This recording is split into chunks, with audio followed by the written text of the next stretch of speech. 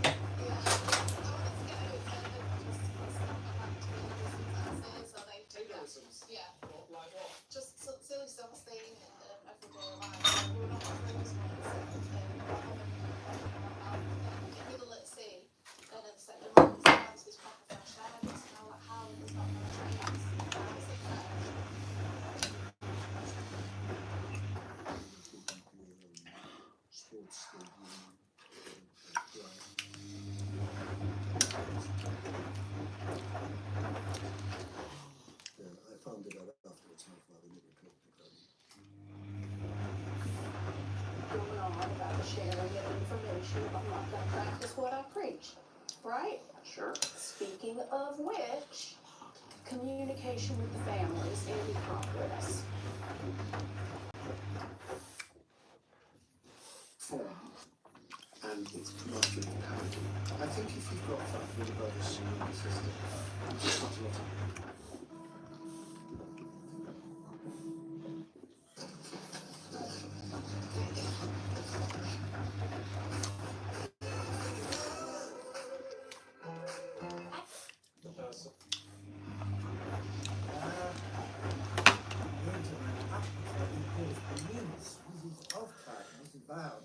Ja, also die USA wurde allmählich gebannt.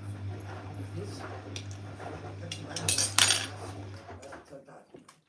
Dazu, für diese Ablehnung der SAP, dass immer deutlich nicht nur in der Armee, dass Röhm, also der oberste Chef der SA, danach strebte, die Reichswehr in irgendeiner Form zu vereinnahmen. Er strebte auf den Reichswehrminister. Das war genau seine Familie. Hitler instinctively sympathized with the revolutionary zeal of Röhm and his stormtroopers. But by the summer of 1934, he knew that their power would be removed. And not just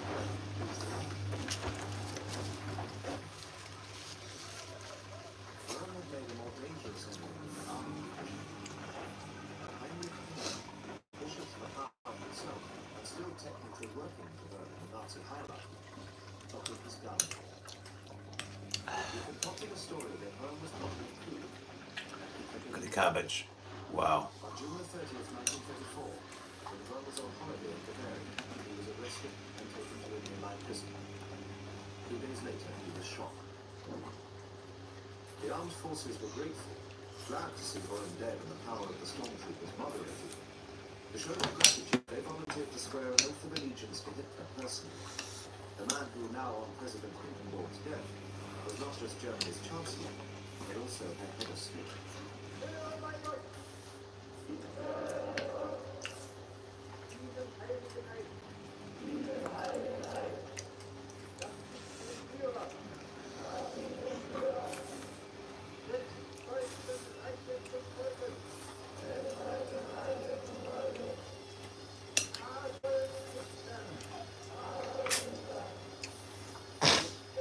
Somebody was reading and we had to lift our arm and at the very end say, that's my own.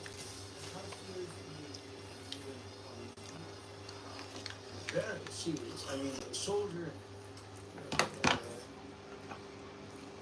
he's accompanied my whole life to the very end.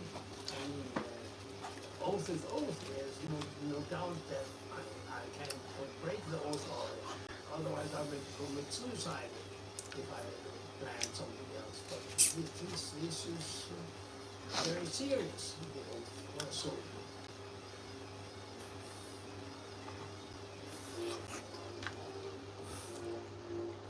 With Rome dead, Hitler appeared to have restored order. The revolution on the streets had subsided, and with his hold on power secure, Hitler would come here to relax, in the mountains above Berchtesgaden in southern Bavaria. In 1938, a tea house was built on top of the high Obersalzberg, so that Hitler and his guests could enjoy the view. Hitler's own house was lower down the slopes of the mountain, and gradually a whole complex of buildings grew up around it. This was the official guest house.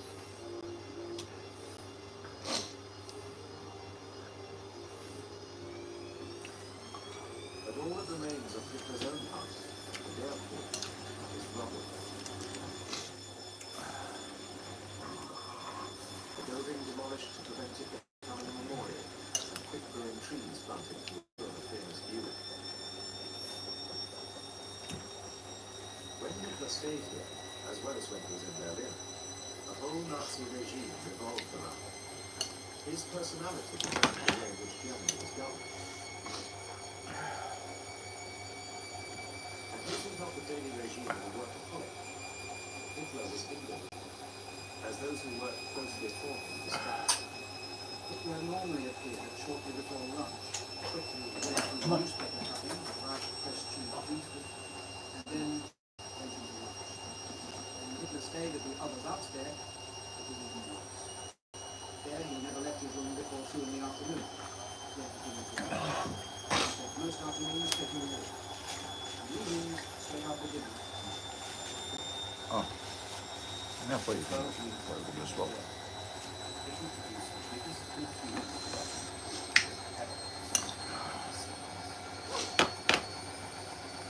Sometimes secure decisions on even ones about an important matter, something that are asking to see the relevant file. People view that anything is evidence or about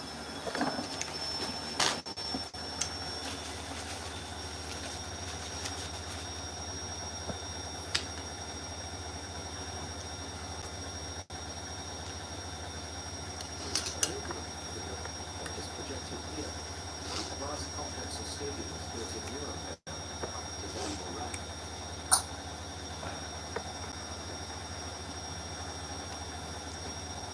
What the public saw of Hitler in Nuremberg in the 1930s was a confident and strong leader whose oratory promised a new, dynamic and powerful Rome.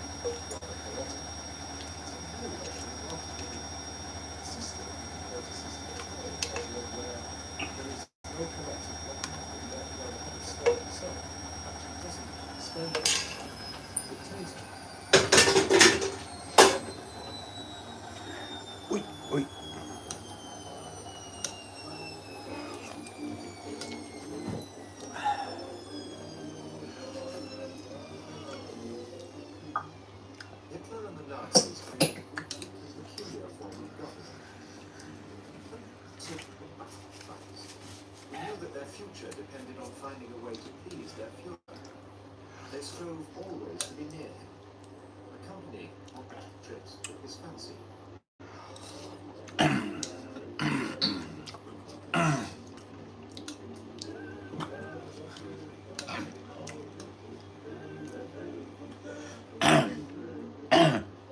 Though Hitler may have had little interest in regular hours of work or the detail of policies, he did have visions of what he wanted for Germany. And as Hitler talked in an endless monologue, ambitious Nazis would listen to him closely.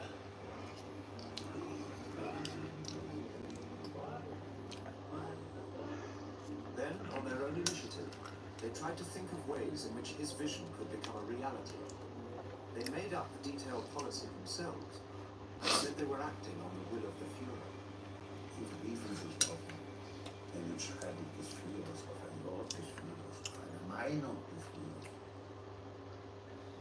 Ich muss sagen, es war zum Schluss wirklich abwürdig. Das so war.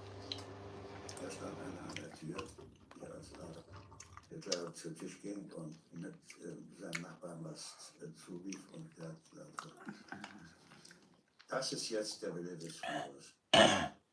From the first, Hitler openly said he didn't have detailed policies.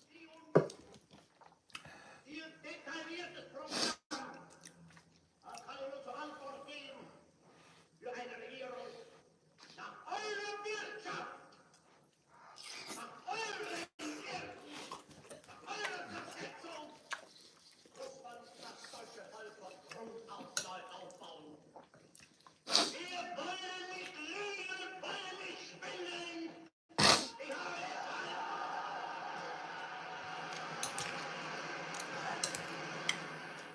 Ich habe es abgelehnt, jemals vor dieses Volk hinzutreten und billige Versprechungen zu geben.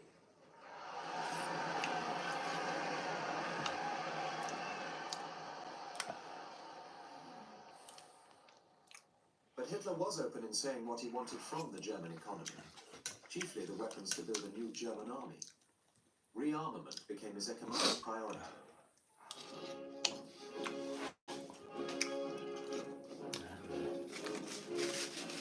The Nazis increased the army's budget so much in their first year of power that the army wasn't even able to spend all of it.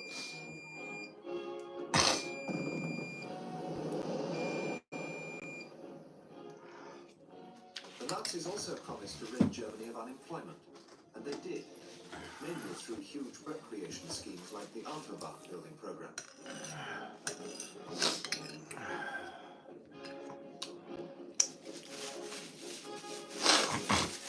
But building armaments and autobahns could only be a short-term solution to Germany's economic problems. Es habe auf der Autobahn kein einziges Stückchen Kaffee, kein einziges Brötchen in das Schaufenster, was zum Verbrauch war, für den Fachmann heißt das. Beide Komplexe wurden ausschließlich auf Inflationsbasis finanziert. Die Bevölkerung sah das zunächst nicht ein, weil die Durchschauung dieser monetären Zusammenhänge für den Mann auf der Straße zu kompliziert ist. It would take time for these inflationary pressures to be felt, and so for the moment everything looked rosy. Especially when in 1936 Hitler ordered German troops to re-enter the demilitarized portion of Germany, the Rhineland. There was little international protest. Germans saw all this as one more sign that their country was regaining its self-respect. Eine positive Sache war das auf alle Fälle. Ja, warum sind denn die Massen letztendlich dann nachher diesem Mann zugelaufen? Warum? Muss doch einen Grund gehabt haben. Und es war ja auch so, es verbesserte sich so manches. Alles ist ein bisschen besser geworden. Also ich kann es nicht so nachempfinden, ich weiß es nur rein von unserem persönlichen Haushalt her. Es ist aufwärts gegangen. Ich fand die Zeit besser. Also besser, wie soll ich sagen, sicherer, besser als heute. Aber das zu sagen, ist natürlich ein Risiko. Aber ich sag's trotzdem.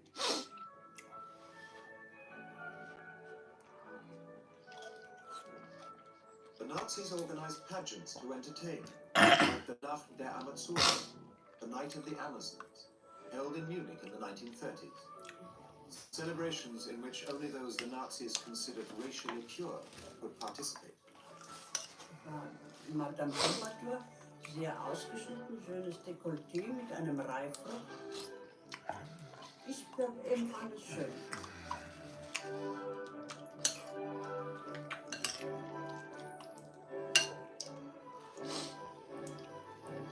Man hat schon den Sinn gehabt, dass man sagt, der Deutsche ist was Besonderes, das deutsche Volk soll ein Rassevolk werden, soll was Besonderes werden, soll über den anderen stehen.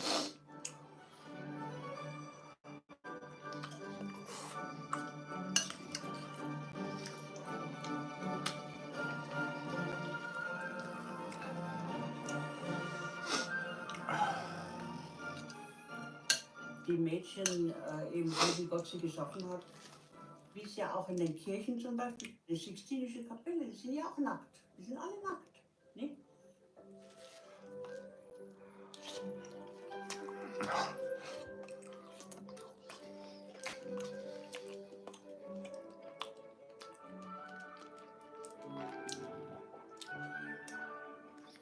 Aber der eigentliche Sinn, es war, glaube ich, wirklich nur ein Fest fürs Auge und zur Erbauung und zur Freude der Menschen, die da hingegangen sind.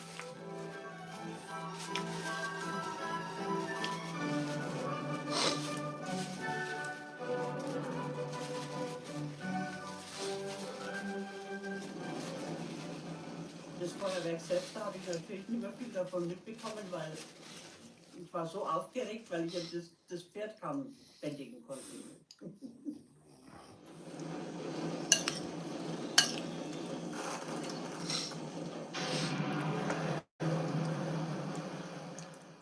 But if you didn't fit the Nazi image of the perfect German, then life was very different.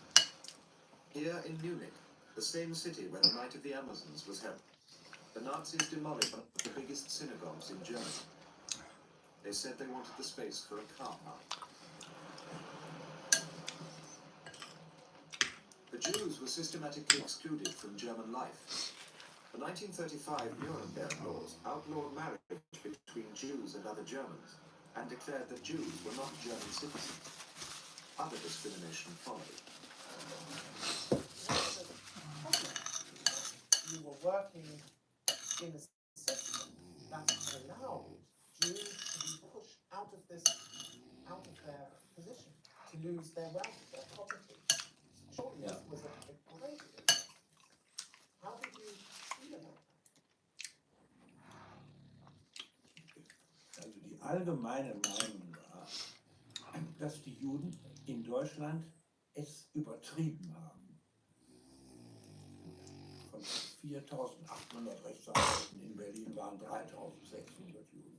Außer Furtwängler gab es keinen Theaterleiter, der kein Jude war. Und das ist dann eines Tages zu viel, sodass allgemeine Gefühl war, dass die Juden zurückgedrängt wurden, wurde nicht bekämpft. Nazi anti-Semitic propaganda hugely exaggerated the number of Jews who were in professions like the law or the theatre. And the Nazis never gave the true reason why German Jews were concentrated in particular walks of life. But the Jews had been banned from other careers for hundreds of years. Thousands of Jews emigrated to Germany during the 1930s, realizing that there could never be a fair or safe place for them in German society for as long as the Nazis ruled. Those who remained always risked the attentions of the secret state police, the infamous Gestapo. And here in the town of Würzburg lies a clue to just how the Gestapo operated under the Nazis. Almost all Gestapo files were burnt by the Nazis as the Allies came into Germany, but in Würzburg, American soldiers prevented their destruction. Only recently have the files been studied, and a surprising picture emerges of how the Gestapo actually functioned.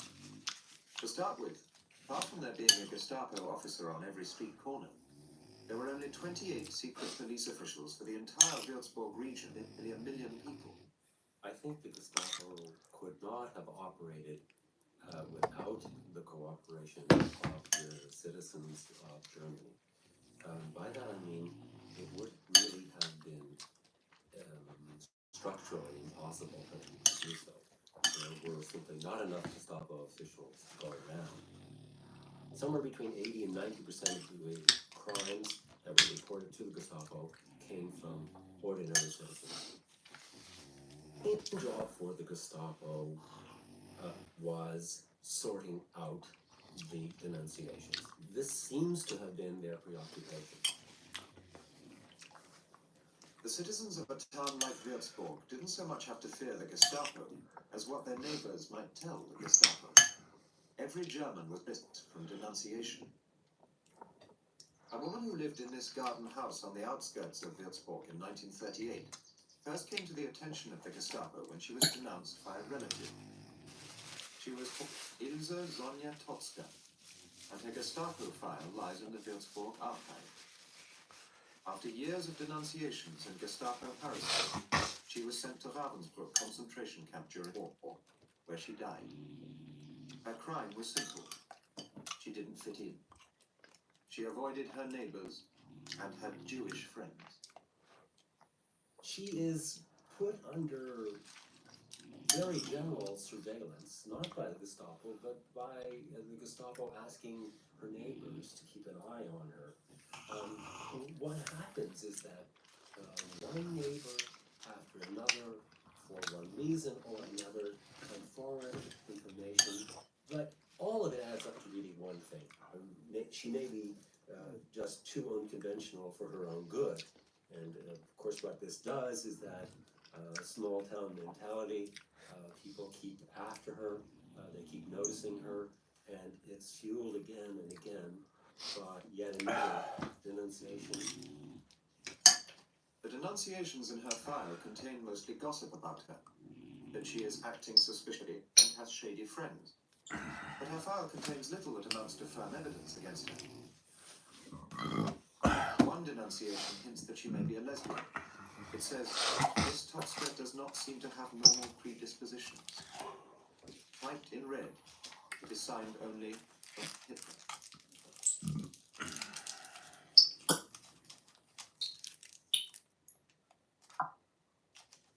Another denunciation bears the signature of a 20-year-old neighbor, Tracy Kraus. Since March 1938, Ilse Sonja Totzka is a resident next door to us in a garden cottage. She rarely has visitors.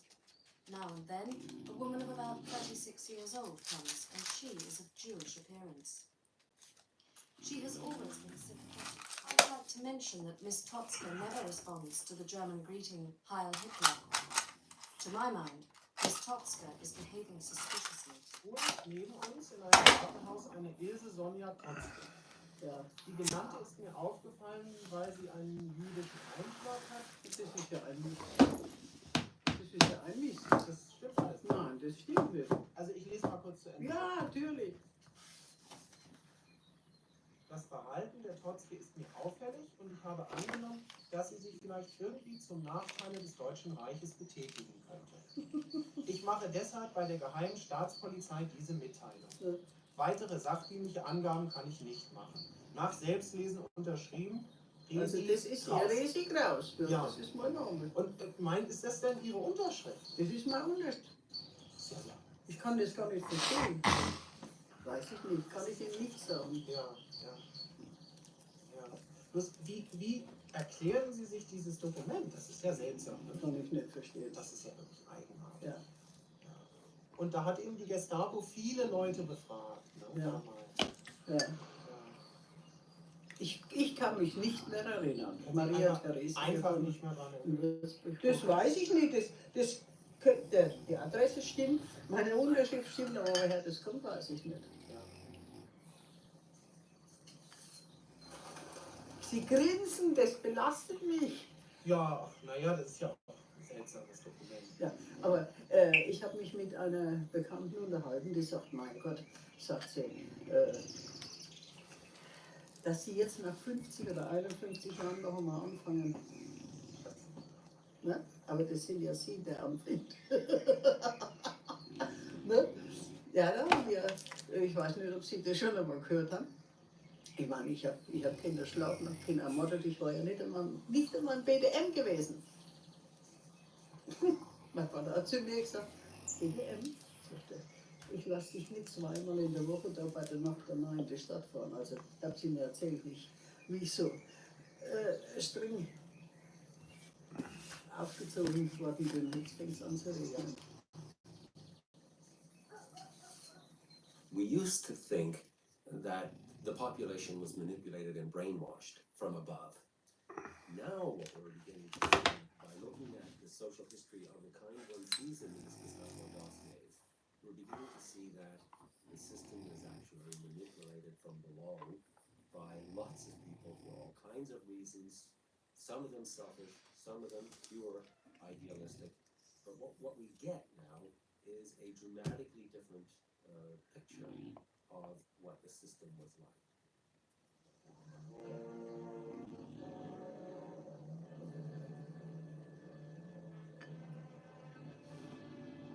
Ordinary Germans could influence the Gestapo through denunciation, but no major policy could ever be successfully instituted unless Hitler eventually blessed it. So for members of the Nazi elite, the search was always on for a new way of pleasing their Führer. One way to his heart was to feed his anti-Semitism, and Joseph Goebbels, propaganda minister and hater of Jews, sought to do just that. Goebbels boasted that the Nazis had successfully managed to exclude Jews from German cultural life. Wir haben ein deutsches Theater, einen deutschen Film, eine deutsche Presse, ein deutsches Schrifttum, eine deutsche bildende Kunst und einen deutschen Rundfunk. Der früher oft gegen Unburg gebrachte Einwand, es gäbe keine Möglichkeit, die Juden aus dem Kunst- und Kulturleben zu beseitigen, weil deren zu viele seien und wir die leeren Plätze nicht neu besetzen könnten, ist glänzend widerlegt worden.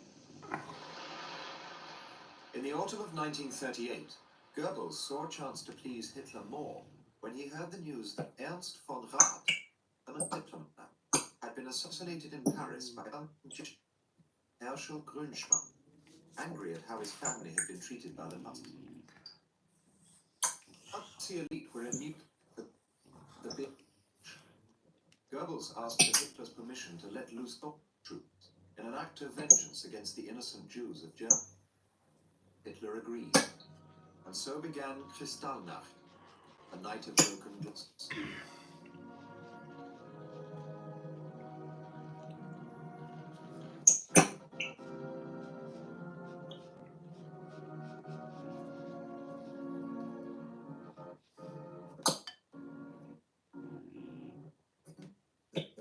Morning, we put the front door down and started to smash the place up.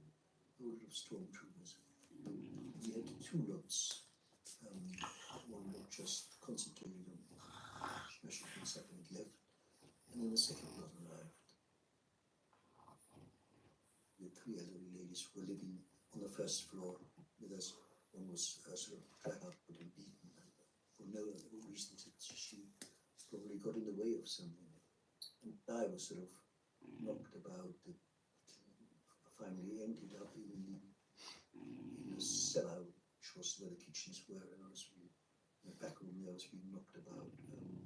When I came back, I went upstairs and found my father dying, dead. I tried as far as I could to artificial respiration, but I didn't think I was very good at it in any case. It was too late for me. I was absolutely in shock. It was beyond my comprehension. I didn't know the people, they didn't know me. They had no grudge against me or any. They were just people who'd come to do whatever they thought they should do. More than 800 Jews are known to have lost their lives as a result of Kristallnacht, and as many as 1,000 synagogues were destroyed. Es war ein Schock. Es war ein Schock, weil ich möchte fast behaupten, dass man von dem Zeitpunkt an etwas mehr gedacht hat. Zuerst hat man sich mitschwimmen lassen, man ist getragen worden von einer Welle der Hoffnung, weil es uns besser ging, wir haben Ordnung im Land gehabt, es war eine Sicherheit. Und da hat man eigentlich zu denken angefangen. Also ich persönlich, kann man so sagen. Ich bin ja dann auch ein bisschen älter geworden dann. Aber das war ein furchtbarer Schock, das muss ich sagen. Das war... Aber Sie wurden nicht zum Gegner. Nein. Das war eben, hätte man ja damals schon etwas, aber wenn die Massen schreien, Heil, und was konnte der Einzelne ausrichten? Man ist halt mit. Wir waren die Mitläufer. So war es. Wir waren die Mitläufer. What was the reaction of the non-Jews you knew when they heard circumstances being so badly beaten up that your father had been killed? Did anyone come up to you to say? Liar! In fact, the people passing the next morning, this was reported in a German study, to throw stones at the windows. Mein Gott. But nobody expressed any sympathy.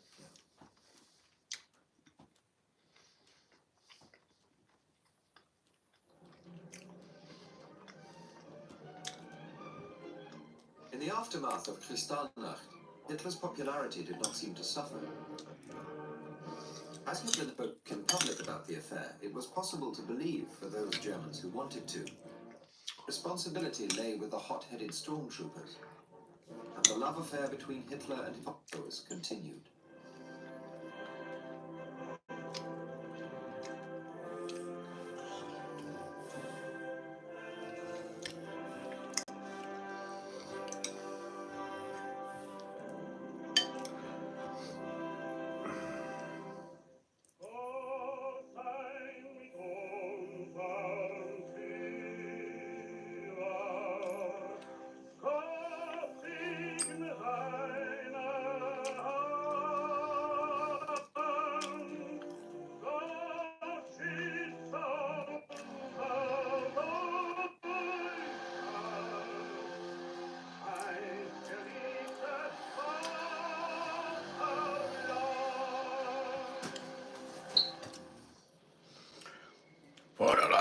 In 1938, a new chancellor Du Schweine! an order of Nazi rule. But inside its walls, Hitler was still pursuing methods which could only result in administrative chaos. The Grand Reich Chancellery was a hive of political infighting and backbiting, as rivals with ill-defined jobs fought against each other for Hitler's favor. Hitler's working life was organized not by one private office, but by 5. There was the office of the Reich Chancellery under Hans-Heinrich Lammers, the office of Hitler's personal adjutant under Wilhelm Bruckner, the office of the Presidential Chancellery under Otto Meissner. On the second floor, the office of the Chancellery of the Führer under Philipp Buhler, and finally the office representing the Führer's deputy under Martin Bormann. Although technically based in a building across the street, Bormann was most often at Hitler's side. All of these different offices claimed to represent Hitler. A large portion of their time was spent fighting each other.